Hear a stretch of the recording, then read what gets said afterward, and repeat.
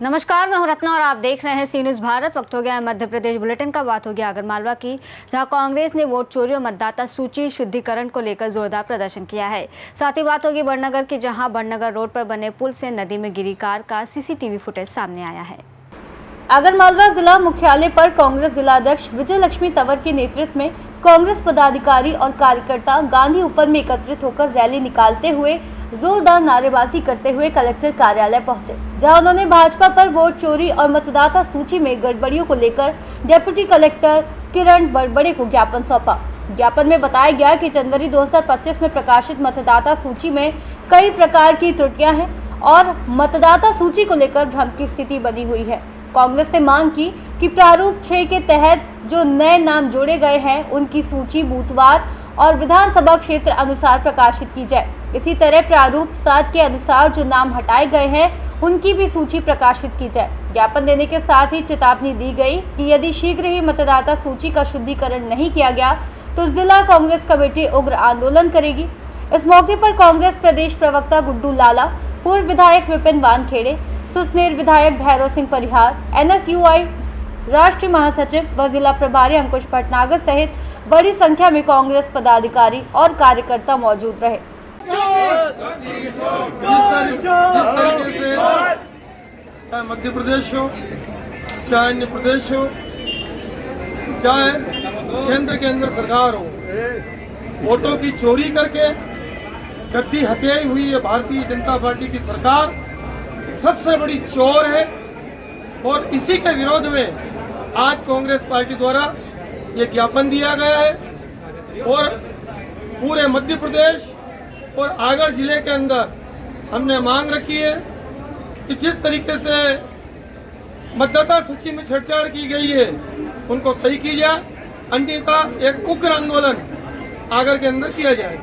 देश में और प्रदेश में ये एक बहुत बड़ा संदेश है, क्योंकि जहाँ कहीं ना कहीं हमारे लोकतंत्र की हत्या हो रही है और हमारे लोकतंत्र में बहुत बड़ा प्रभाव हो रहा है। जिस प्रकार से पिछले कई सालों से भाजपा की सरकार बन के बैठी है, कहीं ना कहीं वोट चोरी करके बैठी हुई है और उसके लिए हमने आज हमारा सभी पूरे देश में हमने इस वोट चोरी का आंदोलन शुरू किया है। हम प्रदेश से और देश के सभी सरकारों से निवेदन करते हैं, अगर आपने इस वोट चोरी को बंद नहीं किया और अगर आपने इसमें त्रुटियों में सुधार नहीं किया तो उग्र आंदोलन करेंगे। जय भारत, जय। आगरमालवा से सी न्यूज़ संवाददाता अर्श अहमद कुरैशी की रिपोर्ट।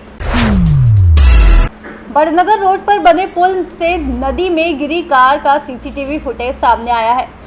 ये वही कार है जो 2 दिन पहले शिप्रा नदी में समा गई थी। शनिवार शाम घटनास्थल से करीब 3 किलोमीटर दूर वृद्धहरि गुफा घाट के पास उसका बम्पर मिला। दरअसल टीआई अशोक शर्मा को नाबालिग अपहरण मामले में चिंतामन क्षेत्र में लोकेशन मिली थी। स्टाफ गणेश विसर्जन ड्यूटी में व्यस्त था, इसलिए वे SI मदन लाल निनामा और महिला आरक्षक आरती पाल को साथ लेकर रवाना हुए।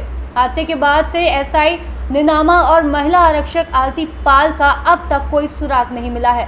सोमवार सुबह करीब 11:30 बजे दोनों के परिजन घटनास्थल पर पहुंचे। रिटायर्ड अधिकारी और आरती के पिता अशोक पाल ने बताया कि 5 सितंबर को आरती रतलाम आई थी और 6 सितंबर को आखिरी बार उससे बात हुई थी।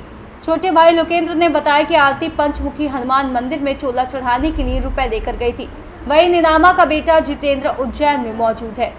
हमारा अंकल जी रामचंद्र इधर आ जाओ, ये गए तो उस पर मछली मारने, तो उसमें जाल के अंदर जो है इनका ढबड़ा पकड़ा है नंबर प्लेट।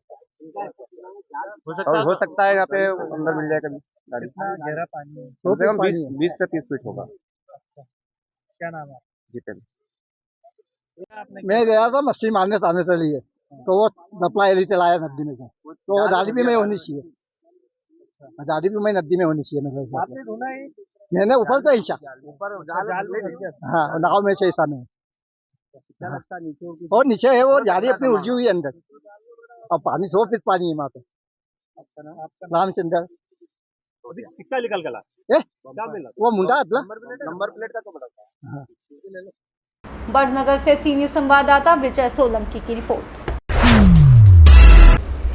इंदौर के MYO हॉस्पिटल में करोड़ों का घोटाला उजागर हुआ है। कांग्रेस के पूर्व महासचिव राकेश सिंह यादव ने प्रेस कॉन्फ्रेंस कर बड़ा खुलासा करते हुए बताया कि हॉस्पिटल में पेस्ट कंट्रोल का काम एक फर्जी company agile security force and system private limited को अवैध रूप से दिया गया। इस भ्रष्टाचार में डीन अरविंद घनघोरिया, अधीक्षक अशोक यादव और कंपनी मैनेजर प्रदीप रघुवंशी की मिलीभगत सामने आई है। यादव ने आरोप लगाया है कि बिना प्रशिक्षित कर्मचारियों से पेस्ट कंट्रोल का काम करवाया गया और बजट का दुरुपयोग किया गया। यादव ने दावा किया कि एमवाई में पेस्ट कंट्रोल का पूरा बजट डीन अधीक्षक और प्रदीप रघुवंशी की मिलीभगत से यादव ने दावा किया कि एमवाई में पेस्ट कंट्रोल का पूरा बजट डीन अधीक्षक और प्रदीप रघुवंशी की मिलीभगत से हड़प लिया गया। बिना प्रशिक्षण वाले मजदूरों से पेस्ट कंट्रोल जैसे खतरनाक कार्य करवाना सीधे सीधे मरीजों की जान को जोखिम में डालना है। ये घोटाला 200 करोड़ रुपए से भी अधिक का हो सकता है और केवल एमवाई तक सीमित नहीं बल्कि अन्य सरकारी अस्पतालों में भी इस तरह की फर्जी कंपनियों के जरिए करोड़ों की लूट की जा रही है।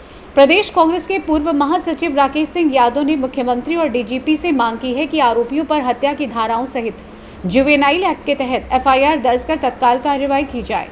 इंदौर के एमवाई हॉस्पिटल में 2 नवजात शिशुओं की चूहों के कुतरने के कारण मृत्यु हो गई। इस मामले में कुछ गंभीर खुलासा आप करने जा रहे हैं, किस तरह का खुलासा?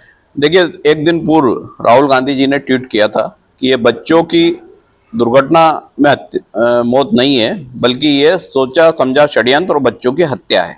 इस बात को आज कांग्रेस ने साबित कर दिया है कि किस तरीके से डीन अधीक्षक और उस कंपनी ने मिलकर इन बच्चों को मौत के घाट उतार दिया है।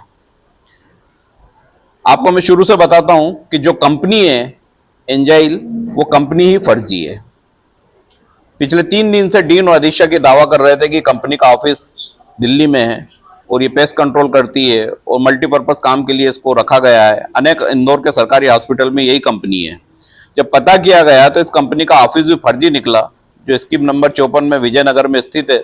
वहाँ उस मकान में कुछ किराएदार रहते हैं। जब उनसे हमने पूछा कि इस कंपनी का ऑफिस कहाँ है तो उन्होंने बताया कि ये तो मकान किसी जामनगर वाले का है। इसका मतलब कि कंपनी का कोई ऑफिस नहीं है, कोई इसके पास ट्रेंड वर्कर नहीं है, कोई इसके पास ट्रेंड पेस्ट कंट्रोलर नहीं है। पिछले 3 साल से पेस्ट कंट्रोल के नाम का पैसा और एमवाई में व्यवस्थाओं के नाम का पैसा सीधा हड़पा जा रहा है। ये तीनों उसमें समान रूप से पार्टनर हैं। इसके साथ किसी एक बड़े बीजेपी नेता का वरदस्त है, वो नाम भी शासन को खुलासा करना चाहिए अपनी जांच में, क्योंकि अगर इनकी गिरफ्तारियां होंगी डीन की और अधीक्षक की तो पता चलेगा कि किस तरह का कैसा काला भ्रष्टाचार इस पूरे सिस्टम में फैला है और उन्होंने जमकर करोड़ों रुपए लूटे हैं। लगभग 200 करोड़ से ज्यादा 3 साल में ये विभिन्न सेवाओं के माध्यम से इस फर्जी कंपनी से लूट चुके हैं। जबकि पेस्ट कंट्रोल में ट्रेंड व्यक्ति ही रखे जाते हैं, कुशल ही रखे जाते हैं, लेकिन इन्होंने अकुशल लोगों को रखकर 10,500 की सैलरी पे उनसे काम कराया। पहले HLL के पास कॉन्ट्रैक्ट था तो 25,000 रुपए की सैलरी पे पेस्ट कंट्रोलर थे, लेकिन पिछले 3 साल से मजदूर और बेलदारों को वहां लगाकर पेस्ट कंट्रोल कराने की नौटंकी की जा रही है, जबकि पेस्ट कंट्रोल पिछले 3 साल से नहीं हुआ है। ये जघन्य अपराध है। जुनाइल जस्टिस का केस है। जुनाइल जस्टिस में इस मामले में भी धारा 75 के अंतर्गत मुकदमा दर्ज होना चाहिए, जिसमें उनको 7 साल की सजा है। क्योंकि कोई भी बच्चा जो जिसकी कस्टडी में है अगर उसको हानि पहुंचती है तो जुनाइल जस्टिस केस के अंतर्गत आता है। इस मामले में डीजीपी, मुख्यमंत्री, आर्थिक अपराध, लोकायुक्त को सबूतों सहित शिकायत की गई है। 1 माह पूर्व डीन ने स्वयं कोर्ट में उपस्थित होकर यह बयान दिए कि इन कंपनी के पास कुशल लोग नहीं है और इनकी तनख्वाह कम दी जा रही है। उनका समझौता कर्मचारियों का कंपनी से कराया। कंपनी के नुमाइंदे ने बयान दिया है कि हमारे पास टेक्नीशियन नहीं है। ये साबित होता है कि ये षड्यंत्र पूर्वक किया गया सत्यापित अपराध है, जिसमें भ्रष्टाचार की भेंट वो 2 नवजात बच्चे चढ़ गए हैं। राहुल गांधी जी का किया हुआ एक वाक्य सही साबित हुआ है। अब मुख्यमंत्री को तत्काल कार्रवाई करना चाहिए और इनको जेल के अंदर पहुंचाना चाहिए। इस मामले में पता चला है कि जो कंपनी टर्मिनेट हुई है उन्होंने आपसे कहा भी है कि हमने कंपनी को टर्मिनेट किया, आप प्रेस कॉन्फ्रेंस नहीं करिए, क्या कहना चाहिए? देखिए, धमकियां तो लोग देते हैं और ये समझते हैं कि धमकी देने से कोई चीज रुक जाएगी, तो ऐसा होता नहीं है। क्योंकि आज जो खुलासा है सबूतों सहित है। उनको धमकी देना थी, उनने दे ली। धमकी से कुछ बिगड़ना नहीं है, सत्य सामने आ गया है। अब सरकार की ईमानदारी पे सवाल है कि अगर वो ईमानदार है वो बच्चों को न्याय दिलाना चाहती है, सिस्टम को ठीक करना चाहती है। इन दोनों को तत्काल गिरफ्तार करें, नहीं तो ये सबूत नष्ट कर देंगे। ये व्यापम जैसा कांड है और 200 करोड़ से ज्यादा तो इंदौर में ही है, हो सकता है मध्य प्रदेश के अन्य शहरों में भी हो। आप जब कंपनी के दिए गए पते पर पहुंचे तो आपको क्या दिखाई दिया? देखिए, उस कंपनी के दिए हुए पते पर हम गए तो वहां कुछ कपड़े सूख रहे थे। आवाज दी तो अंदर से एक व्यक्ति था, वो बाहर नहीं आया। एक महिला बाहर आई जो शायद उसकी माँ थी। उनने बताया कि हम यहाँ किराए से रहते हैं। जब मैंने पूछा कि ये मकान का एड्रेस इस कंपनी के नाम पे है, इसके संबंध में हम प्रेस कॉन्फ्रेंस करने जा रहे हैं, तो आप थोड़ा हमें सहयोग करें कि ये किसका मकान है। तो अंदर से वो व्यक्ति बोलता कि हम कोर्ट में निपट लेंगे, हम सक्षम लोग हैं, हमें बाहर आके भी जवाब नहीं देना। उसके बाद हम वहां से वापस आ गए। वीडियो और मैंने जारी करा है, उसका गूगल लोकेशन जारी करा है। ये सब डीन को, अधीक्षक को मालूम है, प्रशासन को मालूम है, लेकिन छुपाया जा रहा है। किसको बचाया जा रहा है ये जानना भी जरूरी है, कौन इसके पीछे है ये जानना भी जरूरी है।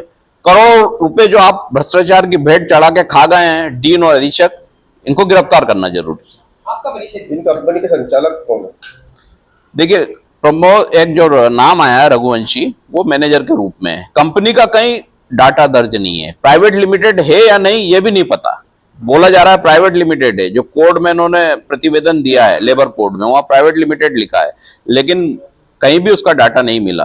तो गंभीर जांच का विषय, एसआईटी का गठन होना चाहिए और इनकी तत्काल गिरफ्तारियां होना चाहिए। आपका परिचय?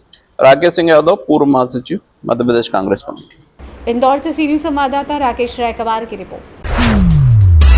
वंदे मातरम सेवा समिति के तत्वाधान में शासकीय हाई स्कूल रानी बड़ौद में शिक्षक सम्मान समारोह का आयोजन किया गया। कार्यक्रम में मुख्य अतिथि के रूप में पोलाय कला से डॉक्टर उमर फारूक तथा बेरछा स्टेशन मास्टर मोहम्मद फारूक उपस्थित रहे।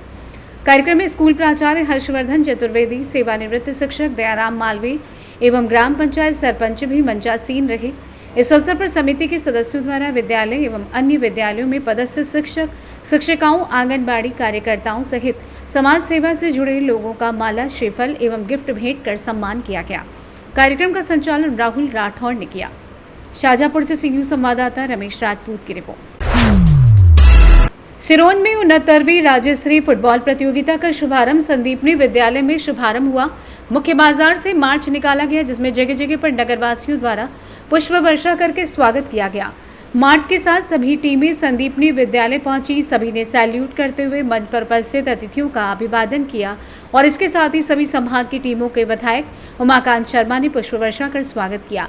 इस प्रतियोगिता में मध्य प्रदेश से 10 संभागों की टीमों ने भाग लिया और इस प्रतियोगिता में जो जीत दर्ज करेगी टीम वो श्रीनगर और इम्फाल में खेलने जाएगी। राज्य स्तरीय फुटबॉल प्रतियोगिता में से जो टीम विजेता होगी वो श्रीनगर और इम्फाल में मध्य प्रदेश का प्रतिनिधित्व करेगी। खिलाड़ियों में काफ़ी उत्साह देखने को मिला।